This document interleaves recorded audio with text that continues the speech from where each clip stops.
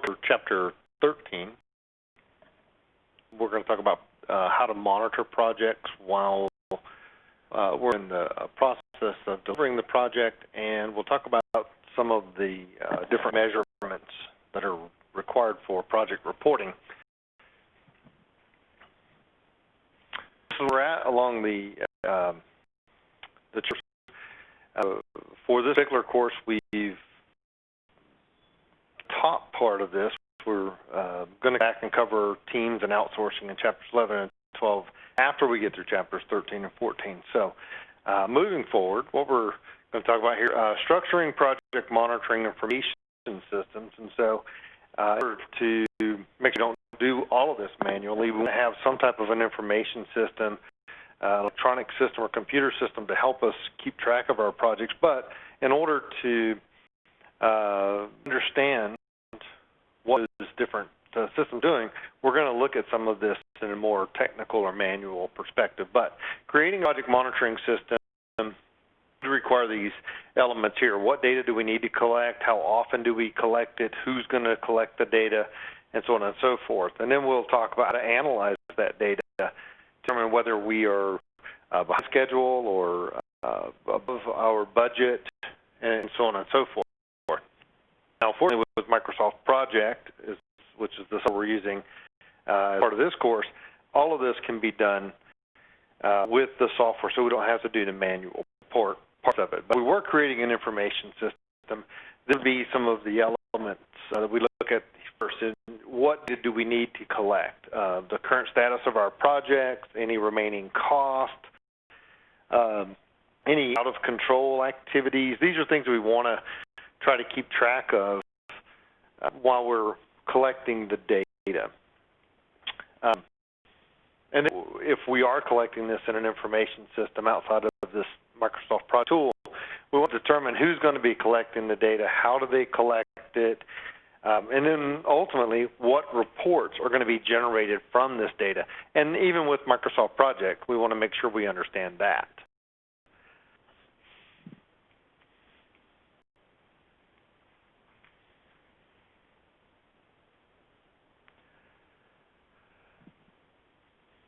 So the reporting format we want to look at is time-based. So we want to be able to say, you know, what's the progress of our project since the last time we did a report. And as we go through Project Redzuma, you'll see how it becomes very important. So we always want to base our status on schedule, cost, and scope or performance, because these are those three things that make up our project management triangle, and we want to report on all of those. We'll see also any cumulative trends. So if we're starting to fall further behind schedule, and that's something that's increasing over time, or it obviously will impact the final duration of our project, we want to be tracking those cumulative trends. And we also want to be able to report any issues and any corrective actions that we've taken along the way. Control perspective, this is the process of comparing actual performance against our planned performance. We call that our project baseline. As you hear the steps in setting up our control, one is we set a baseline. And in Microsoft Project, once we get the schedule built, that is the next step. Once the schedule has been created in Microsoft Project and approved and everyone's ready to move forward, we went and set a baseline. And in the Project Redzuma, we'll be able to see how we do this. And then from there, we'll measure our progress against it, and we'll compare the planned and actual so that we can take some actions. And one thing about the baseline is it is the baseline of the budget. So everything that we measure from a control perspective, where we set our baseline, is based off of that budget. So as an example, a visual example of what baseline looks like, and so we see the Gantt chart at the top is simply the baseline, and then this Gantt chart, or rather this tracking Gantt chart at the bottom shows our baseline, and then it also shows in the blue columns or blue bars running across the time our schedule here, we can see the performance to date, how much of these activities have been completed. And so, see where we're at here at the 6th day, if we consider these units to be days. And we can see that task D and task E are partially complete. We've started those. We can also see that C was completed before we anticipated completing it. So for the particular task, we seem to be ahead of schedule, and we also started E ahead of schedule. So this is just something that we can see with after we've set our baseline by using our tracking Gantt. And when we're in Microsoft Project, you'll notice that we put our schedule in the Gantt chart view, but we not edit that from a tracking perspective. Once we start tracking against our project, we'll go to a different view called the tracking Gantt view. It's another illustration of where we are at each day along the project or each step along. So in the 6th day here, we see we really were behind schedule for the first 3 days, and then at the 4th day, we were completely on schedule, and in the 5th and 6th day, we've started ahead of schedule. And again, the way that we look at this is the amount of budget, how many budgeted dollars were in our baseline for each of these tasks. So if we've completed these tasks, we use that budget because that's a number, a quantitative number that's in there. It plays out a little bit better. Developing the earned value cost schedule system. And earned value is how we describe the performance of where we're at, or the status of where we're at in our project along the way. So the time phase baseline, it corrects the failure of most monitoring systems to connect a project's actual performance to the schedule and the forecasted budget. And by using this, we don't have to keep track of budget and the amount of work that we've done separately. They're one integrated system. Some key terms that we'll be talking about moving forward. So as you're watching this recording, I encourage you to just pause this video for a few minutes and read through some of these. But earned value, this is the amount of work that we've done to date. The planned value, this is the amount of work that's in our project baseline. And then actual cost is the actual cost of all of the work that's been completed to date. And we're going to go through those as we move forward here, and we'll also talk about the cost variance and the schedule variance in particular. So developing this integrated cost schedule system, first we need to define our work. We have our work breakdown structure. We develop this work and resource schedules, which we've done through some of the assignments to date. Then we develop this baseline, or the base budget, and becomes our planned value moving forward. And as we start tracking using the tracking Gantt, we can go in and put in actual cost to date, and that will help us understand how much money we've actually spent. And we can also see how much of each of these tasks in our schedule have been completed to date, and that creates our earned value. Again, we're going to go through those in more detail, and then we'll look at the schedule and the cost variances. So this is just a depiction of that. Please take a moment. You can look through this. So some rules as we get started for setting your baseline. Costs are placed exactly as they're expected to be earned whenever we're building our project out. So if we have something that costs, or resources that cost dollars per hour, and we build in days of work for someone, we expect to earn that value in the same way, meaning that the people that are conducting the work are going to work many hours per day and so on and so forth.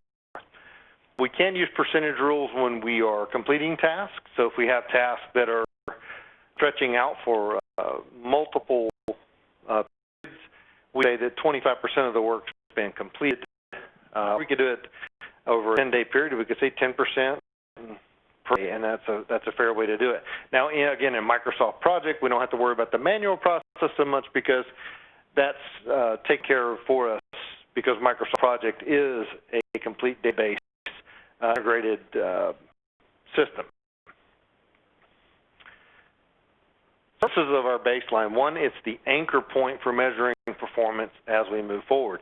Again, MS Project, when we set the baseline, the system itself captures the budget, each individual work package or our activities that we have, and then the total project as for total project cost.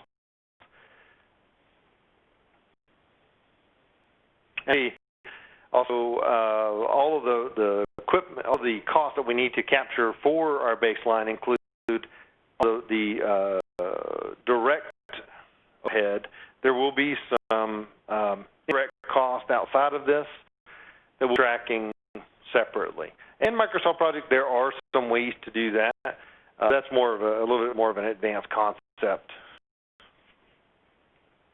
So methods of various analysis. One, the thing we're going to look at is our schedule and cost variances, and by doing it, we're going to compare everything to earned value, which is, again, how much work we've completed today.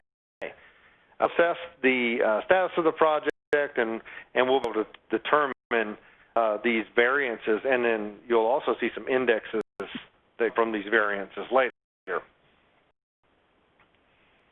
The cost variance, just to go through this once again, it indicates the amount of work accomplished, the cost variance indicates work accomplished using the labor and materials more or less than what was planned.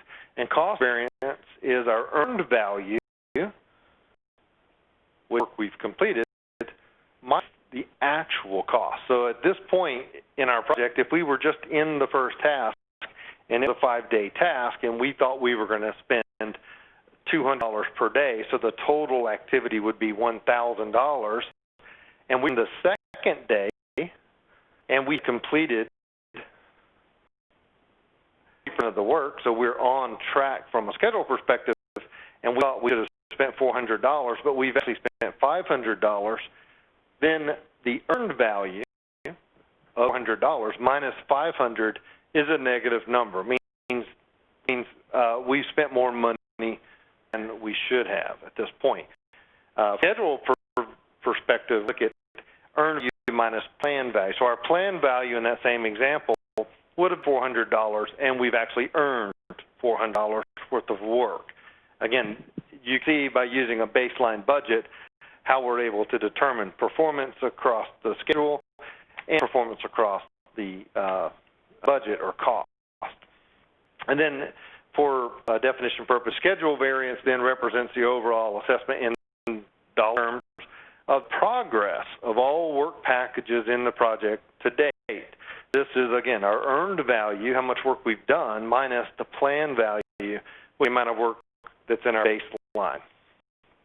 And great visual representation of that. So in this example, on the 25th day of this project, you can see our planned value. We should have completed 75%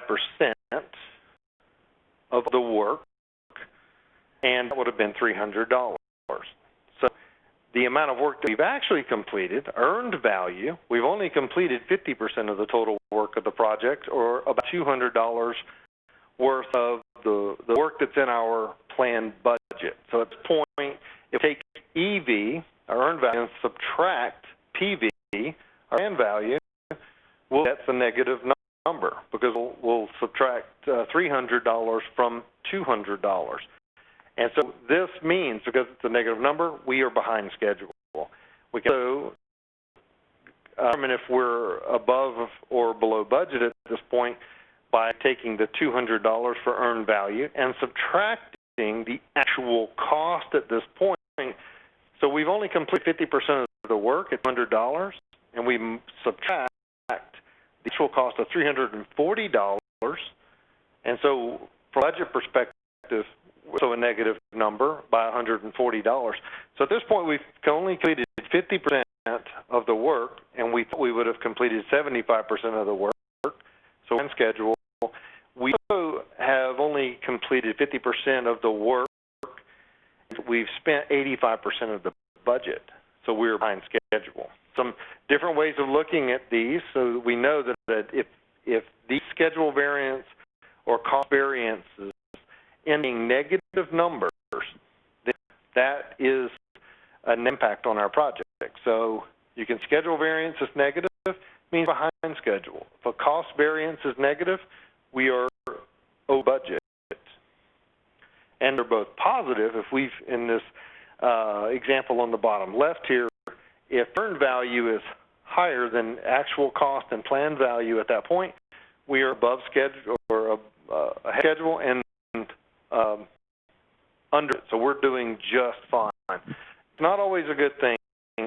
You can't throw other parties off, but we want to stay within a particular tolerance. But we would always like to have it to be positive, although you always have to remember as you go through a project, your schedule variance and cost variance from time to time may be negative.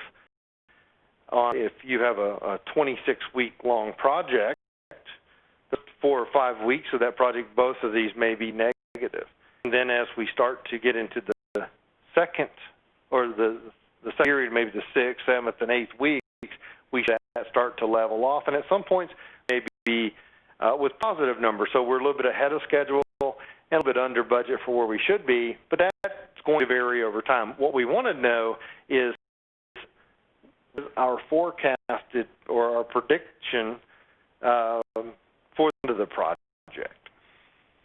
So now as we measure this, we do have some assumptions that we want to keep in perspective. One is each cost count only has one work package, and we've talked about that before, because when we use our work breakdown structure, the lowest level is the work package, and that's what we use to build out our activities and our schedule. And then project network early start times will serve as the basis for assigning the baseline values. So we want to always look at, especially from a scheduling perspective, that we're looking at the early start times. And so that's another example of how we might appear to be behind schedule because we're not taking into account the slack time that's in there. At the moment, from a work activity begins, some actual costs will be incurred, period, until the activity is complete.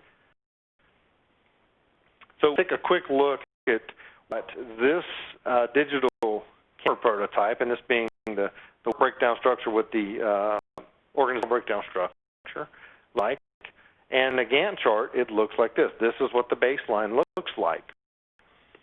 And then what we've done here is we've just converted that Gantt chart into a budget baseline, and you can see activity 1 has, let's say, $10 per period. So total PV or plan value per period is listed, and we want to know what that looks like. But also, more importantly, want to understand what's the cumulative plan value for our project as we go forward.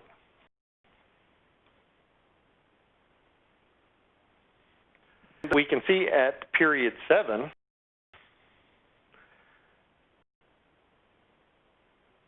we look at this chart and we want to know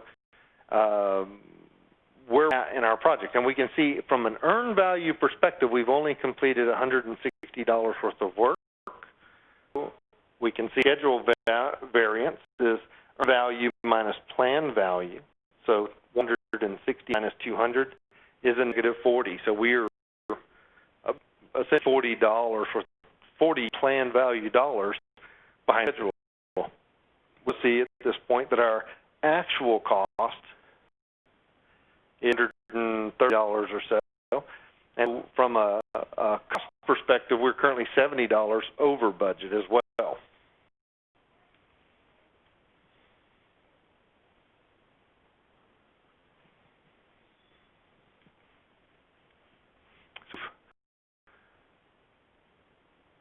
The discussion around our indexes. And so indexes are just a quick way for us to have a way of comparing 100% of where we think we should be to where we're actually at. And so the cost performance index, so we would then, instead of subtracting, we would divide earned value by our actual cost, and scheduling we would divide earned value by planned value. And if we have a positive number for variance, we under cost and ahead of schedule, which is where we want it to be. And if we have a negative number or below 1, we're over cost and behind schedule. Another way of visualizing that. And so you can see our social performance index is below 1, 70%, we're behind schedule. And our cost performance index is at 70%, or 0.70, and so we are a budget at this point.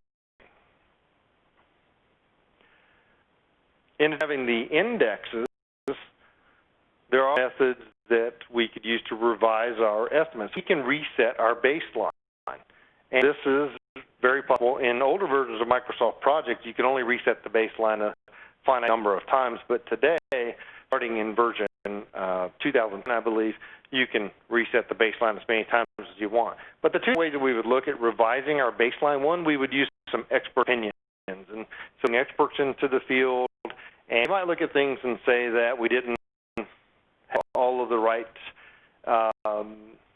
estimates when we started because we know about industry trends or technologies that were available to us.